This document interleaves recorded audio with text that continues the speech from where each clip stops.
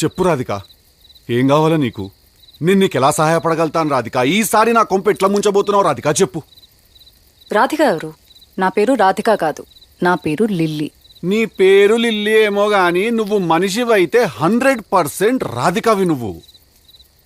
ఒక రాధికా జాతికి సంబంధించిన ఆడపడుచువి నువ్వు.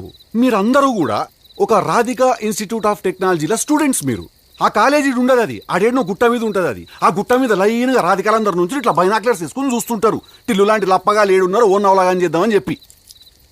చాలా పెద్ద కాలేజీ అంటే కదా మీది. నేను పోయినసారి నేను మీ సూపర్ సీనియర్ ఒక ఆమెను కలిసిన రాధిక. చాలా బాగా ర్యాగింగ్ చేసింది నన్ను, చాలా ఎంజాయ్ చేసిన నేను. ఇప్పటికీ మాట్లాడుకుంటారు దాని గురించి. టిల్లుగాడు ఉన్నన్ని రోజులు రాధిక ఉంటుంది. ఒక లైలా మజ్ను, ఒక రోమియో జూలియట్, ఒక టిల్లు రాధిక. దాంట్లో ఇద్దరు చచ్చిపోతారు. ఈడ నేను ఒక్కడనే సంక నాకుతా. చెప్పు రాధిక, ఏం కావాలి నీకు?